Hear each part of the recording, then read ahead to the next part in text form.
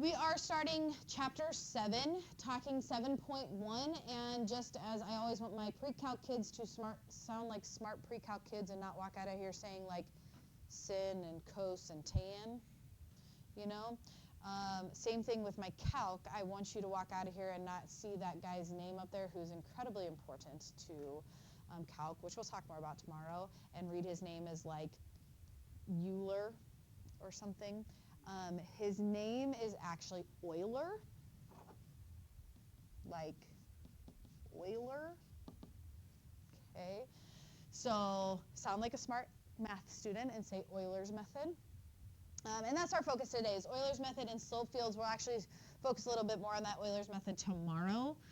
But the first part of this section talks about solving differential equations and finding the general solution of equations. Well, the first part of this we've done under different directions. And so given that first one, you'll notice several of them say review at the top. Like this example, I could have handed that to you a while ago and it said, find the original function y if its derivative dy dx equals secant squared minus 8x cubed. Okay, well, we've already kind of done that. And that is that y would be, and then we have to just anti-differentiate each of those little terms, right? What was the function it came from? Or what did I take the derivative of to give me secant squared? Tangent. What did I take the derivative of to give me negative 8x cubed? We have to think backwards through power rule, right? So if we end up at a cubed, we would have been starting at a to the 4th. 4 times something gives me negative 8. And then what, do you remember what we always had to tack on there? Why don't we do that when we When we're integrating, it's just a definite integral, and we're just looking at the basic function, the principal function, not any transformation of it. Here we're finding the time derivatives, right? Yep. This would be like capital F, and that's the same thing we're doing with negatives. When you talk capital F, we would be using like our fundamental theorem of calculus, and when you subtract those constants, they go away, so we don't even bother writing them. That's right. It doesn't matter if the constant. Right, because it would be minus itself anyway when we do that formula. Yeah, so. But yeah, get used to tacking the C on there because of where we're headed with this. Don't forget that there is a constant that is possibly added to that function. When we take the derivative of that constant, it goes away. Okay, so finding the general solution. That's your new word today. General solution, well, that is asking you to do the same thing. Find the general solution of the following differential equation, dy dx equals 1 over x minus e to the negative x. General solution, that new phrase, is asking you to do the same thing. Find the original function y. Okay. We kind of already prepped this one earlier today. If the derivative is 1 over x, the original function was what? Natural log. Okay. This one, be very careful. If my original function is negative e to the negative x, the original function was positive e to the negative x. As I take the derivative of this, first of all, the first part of it would be e to the negative x times the derivative of the exponent, which would be negative 1. That's where this negative comes from in your derivative process, right? Plus constant. General solution. They're saying any function of this format plus any constant would have this derivative. Okay. Then we can narrow down our search for that function if they give us a little bit more information called initial values. So this time, if dy dx equals e to the x minus 6x squared, and then they give us some more information, y equals 0 when x equals 1, find the original function y. So first part of it is no different. Think backwards through your derivative process. What function's derivative would give us e to the x? What function's derivative would give us minus 6x squared?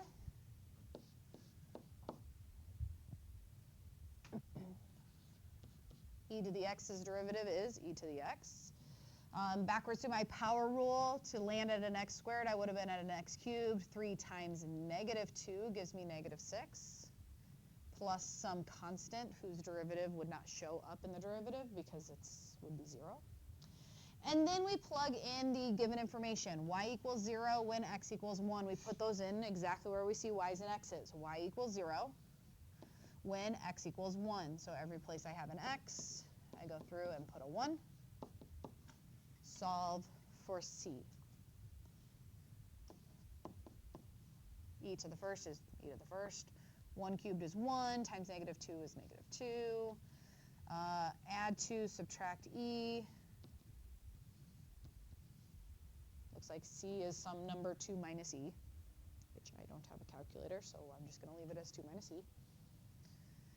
That's not the question, so please make sure that you answer the question. The question was not what is the constant given this initial value, it was what is the function. So then you have to go back to where your function was, rewrite the function, but actually put in c.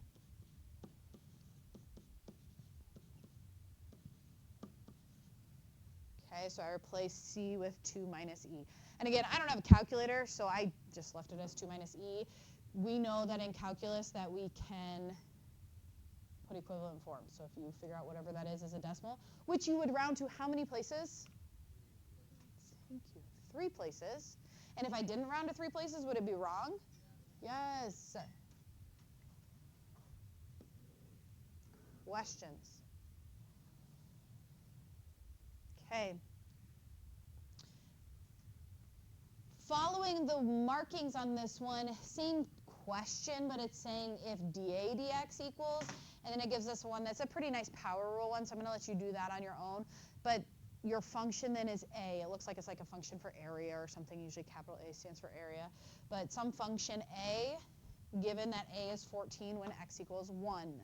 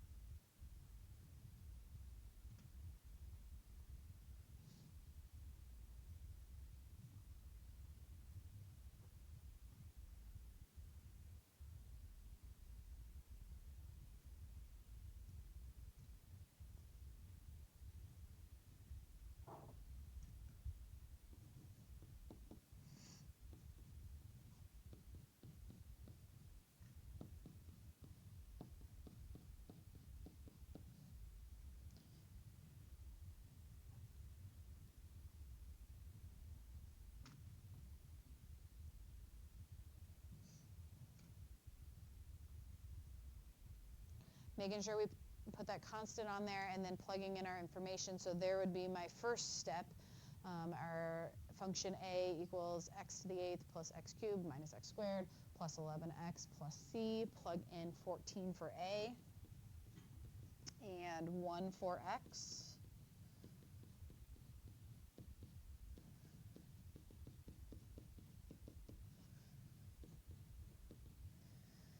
Let's see, 1 plus 1 minus 1 would be 1, plus 11 would be 12. And again, solving for c is not the question. The question is what's the function a? So we go back up there and we plug it back in.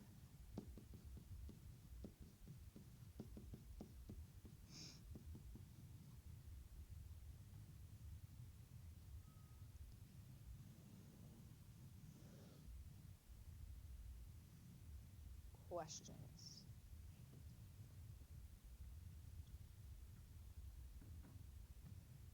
Okay, just looking at some other ways that we can see the initial information given to us, but also a little bit more challenging to think through our antiderivative here. If the derivative is 3x squared sine x cubed, and we are given that f of 0 is 5, we're supposed to find f of x.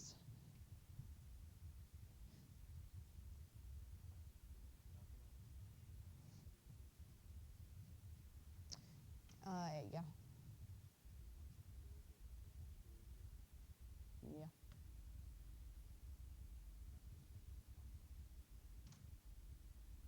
That function. The derivative is, yeah, I mean, I think you're overthinking that. This is the antiderivative. This is the derivative. The derivative of the antiderivative is the derivative.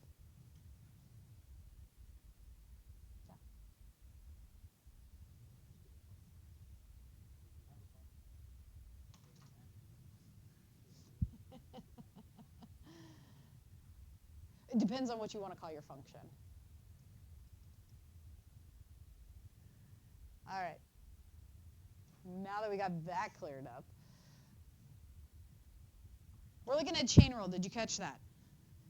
Okay, this is not like a product rule. Sometimes we confuse taking the derivative with thinking backwards through how did I get this derivative, right? So if I think backwards through this, this is the derivative of the inside of that function. Did you guys catch that? That is a chain rule problem. This is why we did our chain rule problems at the beginning. Your original function is what? Negative cosine, right? Because this is the derivative of the outside. Well, the derivative of cosine is negative sine, but this one's positive, so it had to be negative cosine. Don't change the inside. That's where the derivative of the inside showed up. So it was negative cosine x cubed. Initial value problem, then we tack that c on there, use the initial value. Remember what this tells us, that that is x equals 0, or we are looking at the order pair 0, comma 5, right? X is 0, our function, or y is 5. So we would set this equal to 5 when x is 0. 0 cubed is 0. Cosine of 0 is 1. Tack the negative on, that's out front. And we get that c equals 6. Answer the question. What is the function f of x?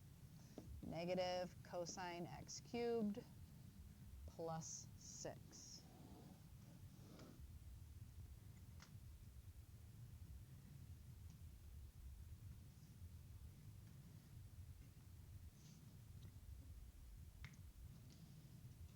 Any questions?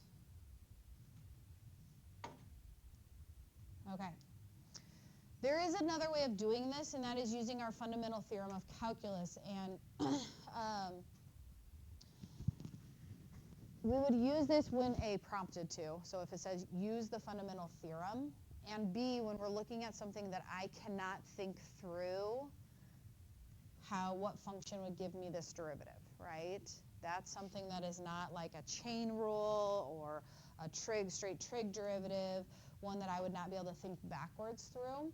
So when it says, or when we have to use our fundamental theorem calculus, your answer will have an integral.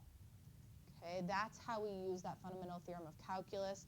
And to do this, pay attention, they said du dx in this one, which means our function's name is u.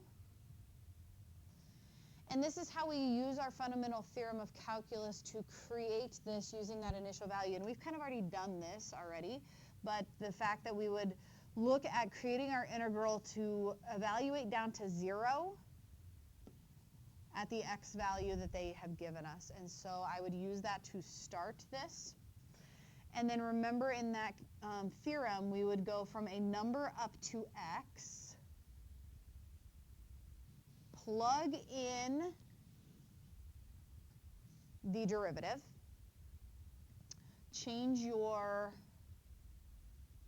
variable to t, something other than x, because x is the top end of our interval.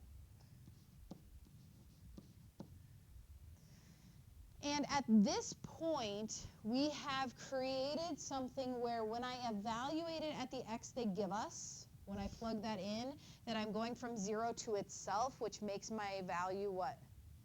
0, and u is actually supposed to equal -3 when x equals 0, so we can just subtract 3. And we've actually already seen that before, right? We created that before. Just that's why it says review at the top, reminding ourselves of how to do that.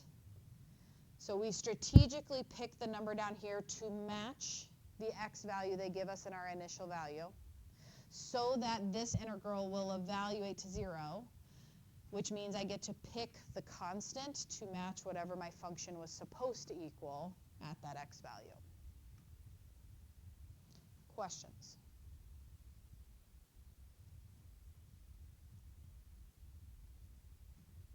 All right. Shifting gears just a little bit, we're going to talk about the other part in this section, and that is slope fields. And this slope fields talks to the fact that given a derivative of cosine x, that there are actually infinitely many functions that have the derivative of cosine x, because it would be sine x plus any constant. And so what this is doing is giving us a whole picture of those with tiny little clips of the slopes along that function anywhere on this field or plane that we are looking at. Okay? And these tiny little lines that you see are just little clips of the slope of the function that gives us a derivative of cosine x. Well, what is the function that gives us a derivative of cosine x? Sine x. If I were to follow, like, start here at the origin and follow those little lines, it shoots me up this way, and then it has a flat line, which means that's a maximum, and then it shoots me down this way, and then it's got a flat line, which means that's a minimum. And do you see how it created a sine x in there?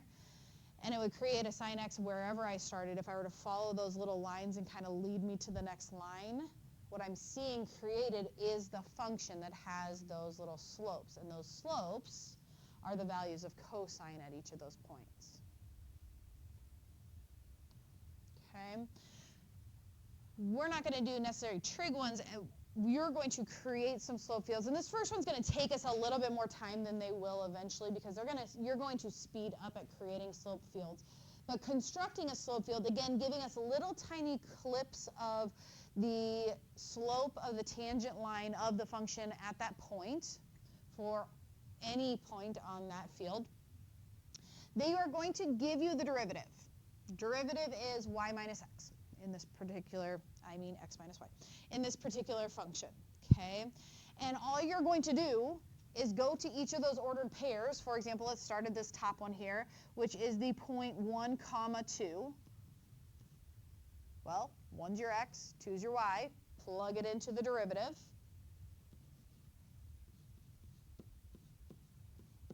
And we get a slope of -1.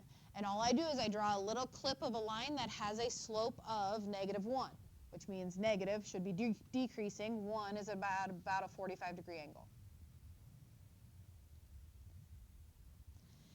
And I go to each of the points in this field. So my next point, 1, 1.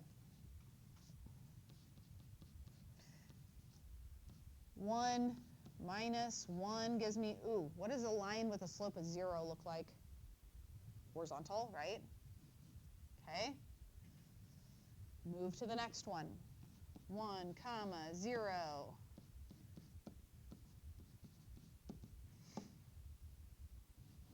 Positive slope at about a 45-degree angle. Now, I put all of that work up there for our note-taking purposes. As I create a slope field, do I write any of that out? Not usually, okay? And depending on the function itself, some of these are really easy to do in our head, but I just move from point to point and plug them in. Now, let's do this last one, and then I'm going to show you some ways that we can speed it up, depending on the function itself, etc. But like this last point is what? 1, -1, which would be 1 minus -1, or a slope of 2, so a little bit steeper, positive slope. Okay. Now we're dealing with x and y values. It's our x value minus our y value. You can kind of group these by columns or rows. Like if I were to look at this column right here of dots, the x value is the exact same for all of them, isn't it? It's an x value of 0. So for this entire column, all of our x's are zeros, and I would just be subtracting the y value. 0 minus 2 is -2, so that's a negative slope. 0 minus 1, -1. 0 minus 0, 0. 0 minus -1, 1. So you can see how it can speed up a little bit as you start seeing, well, depends on the function, what's going to make it most easy to do. Let's fill in that last column. On our last column, our x value is -1, and I'm going to subtract my y value. So -1 minus 1 would be, or -1 minus 2 would be -3, so that's a really steep negative. -1 minus 1 would be -2. -1 minus 0 would be -1. -1 plus 1 would be 0. And you will start seeing like this diagonal right here would all have horizontal slopes based on the relationship between x and y, etc. Depending on the functions, you can kind of see some of those things happening in there. Any questions for me? All right, you guys try to speed it up a little bit.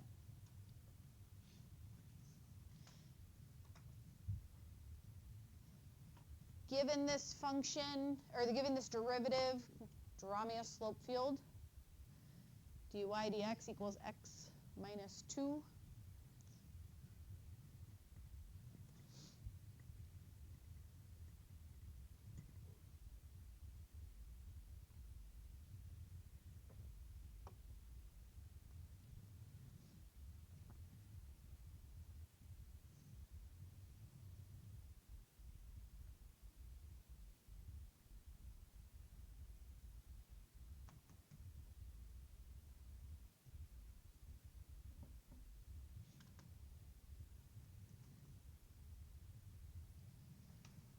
Okay, if I kind of try that column approach, because it's all based off of our x value, right? This column, all of my x values are -1. -1 minus 2 would be -3. They're all going to have about the same slope. 0 minus 2 would be -2, so still negative, not quite as steep. And then over here, 1 minus 2 would be a -1 slope. So easy to do by columns on that one. Any questions on that? All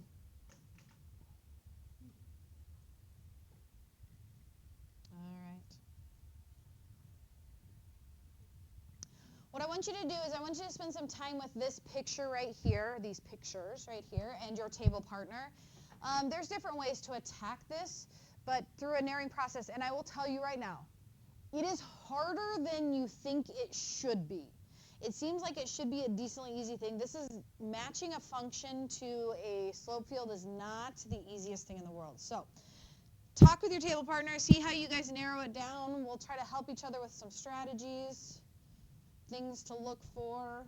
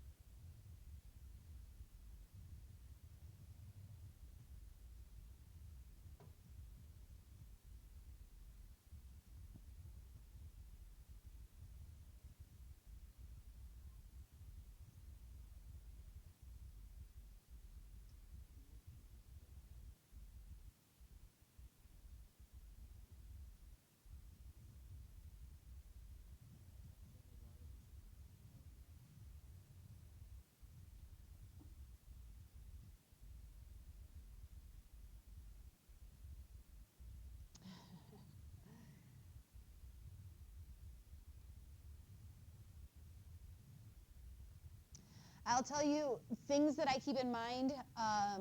Easiest things to look for: zero slopes, undefined slopes, or no slope. Slopes of 1, positive slope versus negative slope. More steep versus less steep, bigger number compared to a smaller number.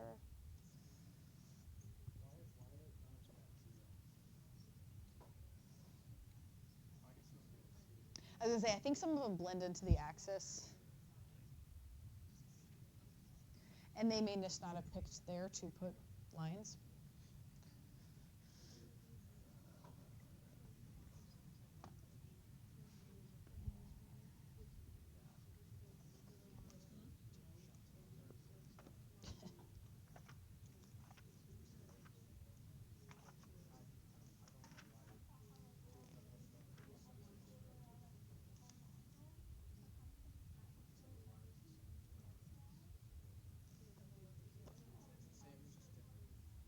It is the same but different. You are right.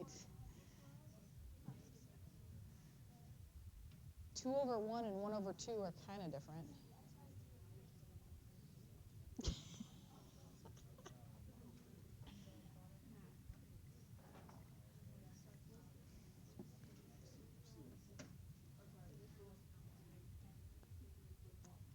Okay, I don't need answers right now, but did you guys see any characteristics up there or anything that you kind of like spotted that you're like, I could at least narrow it down using something that you're seeing? What'd you see? For C, there's nothing on the y-axis, which told you what? Undefined. And undefined means a fraction that has a 0 in the bottom, right? And if we're talking y-axis, which one of our letters, x or y, has a value of 0? X. So on this entire line, every x had a value of 0, and all of those had a slope of undefined. With me? So as we look it up there, which one was that option? That last one, isn't it? Y over x. Use that. Use the axis a lot. So like, look at this axis. The x values are still 0, and I can see down that axis, every little line has a slope of 0. So if x is 0 and the result is 0, look at these options. If x is 0, does this have to be 0? No, so that's probably not it. If x is 0, does this have to be 0? If x is 0, does this have to be 0? Okay, so what I've done is I've narrowed this down to one of those two, but this has the same characteristic, doesn't it? So how are we going to figure out the difference between those two? Because in one of them, I'm taking x times y, and in one of them, I'm taking x divided by y. Okay, well, the difference is going to be as my y value gets bigger, yeah, as my y value gets bigger, this product is going to get bigger, or steeper slopes. This product's actually going to get, well, quotient is going to get smaller, right? So what I did is, now, please understand that this little line here does not correspond to 1, 1, as much as we would like that to happen. But if I kind of look down this little column right here, as my y values go up, moving up in my graph, this line actually looked to flatten out a little bit.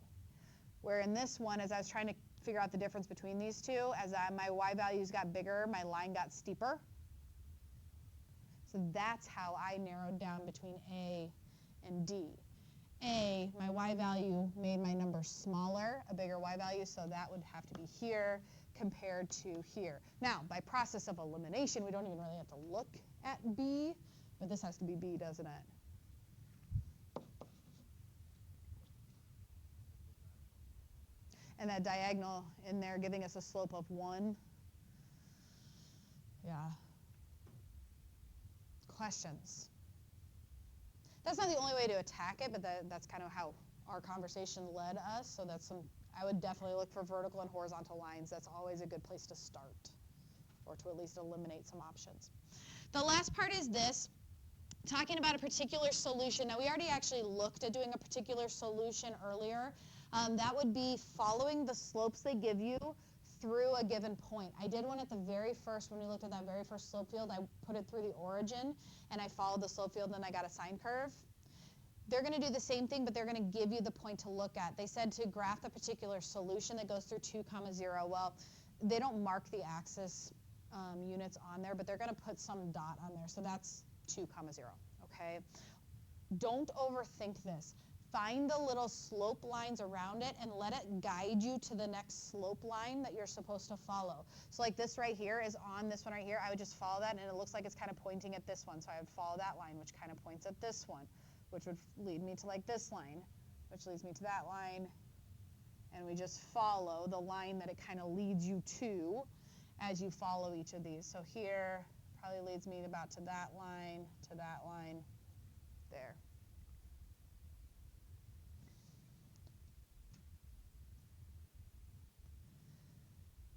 Questions? And what you're seeing is the function whose derivatives gave us all those little tick marks up there, plus or minus some constant. All right, you guys have a worksheet today.